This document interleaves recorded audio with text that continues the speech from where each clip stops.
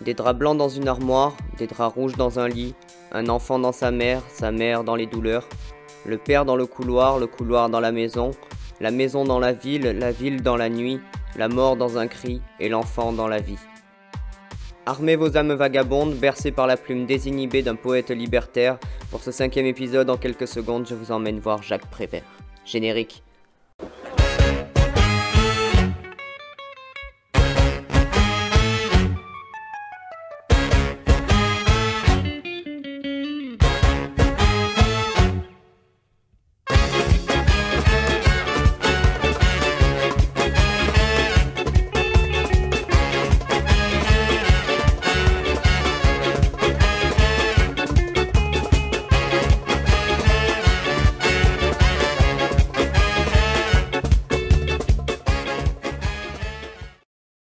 Jacques Prévert naît le 4 février 1900 à Neuilly.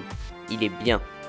Il passe son enfance au 19 rue de Chartres avec son frère Jean, qui, en 1915, mourra de la typhoïde. Son père, André, fait plusieurs petits métiers, notamment des critiques de films et de théâtre.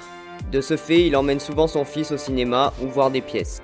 Mais Jacques s'ennuie à l'école puisque sa mère lui apprend déjà la lecture à la maison et que c'est ce qu'il préfère. Il arrête donc les études à 15 ans, juste après son certificat d'études. Il enchaîne les petits boulots jusqu'en 1920 où il part faire son service militaire. Là, il rencontrera le peintre Yves Tanguy et l'éditeur Marcel Duhamel. Il rentre à Paris en 1922 où il se remet au petit boulot, puis en 1924, il se fait héberger par Marcel Duhamel qui dirige un hôtel. Il est bien. L'hôtel Grosvenor devient vite le quartier général du mouvement surréaliste. Et pour la petite anecdote, c'est Jacques Prévert, dans cet hôtel, qui a inventé le cadavre exquis. Et ouais, bon en tout cas le nom vient de ses potes et lui. En 1925, il épouse son amie d'enfance Simone Jane, qui fait un métier que j'aime tout particulièrement et qui a disparu ou presque. Elle joue de la musique dans les cinémas pour accompagner les films, muets à l'époque. Mais Prévert est un solitaire, indépendant, et il va finir en 1930 par s'éloigner du groupe d'artistes surréalistes. Il écrit des textes de théâtre pour une compagnie qui s'appelle le Groupe Octobre, notamment une pièce intitulée Citroën, surnommée Vive la grève, qui fit jubiler les employés de la marque en question en cette période de révolte ouvrière. Il gagne également le premier prix des Olympiades du théâtre à Moscou avec sa pièce La bataille de Fontenoy. Sa troupe, le Groupe Octobre, est une compagnie itinérante qui joue dans les usines en grève, ce qui le fera travailler avec un pionnier du Parti communiste français, Jean Renoir. Entre 1935 et 1945, il est le scénariste et le dialoguiste d'un grand nombre de films français, notamment Le Roi et l'Oiseau, adapté d'un conte d'Andersen, La bergère et le ramoneur. Pendant la guerre, il protège son ami Joseph Kosma, qui est musicien et juif, et qui dès 1935 a mis les textes de Prévert en chanson. Kosma peut ainsi continuer à faire de la musique. Il cache aussi un décorateur autrichien du nom d'Alexandre Trauner, qui est recherché par les Allemands. Il écrit également des pièces de théâtre dans lesquelles ses propos sur la religion dérangent. Les gens préfèrent des thèmes plus neutres. Divorcé de Simone Jane en 1935, il vit une histoire amoureuse un an plus tard avec l'actrice Jacqueline Laurent, puis avec la danseuse Janine Tricoté, avec qui il aura une fille en 1946. En 1948, il confie à Henri Crolla la composition des musiques de ses chansons et se sépare de Kosma, des embrouilles à cause du film Le Roi et l'Oiseau. En octobre de la même année, il tombe d'une fenêtre et reste plusieurs jours dans le coma.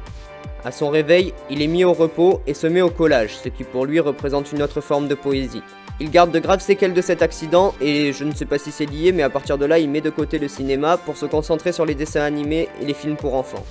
Depuis qu'il a quitté son domicile familial, Prévert a toujours vécu dans des meublés ou des hôtels. C'est en 1955, à 55 ans, qu'il décide de prendre un appartement modeste derrière le Moulin Rouge, sur le même palier que Boris Vian.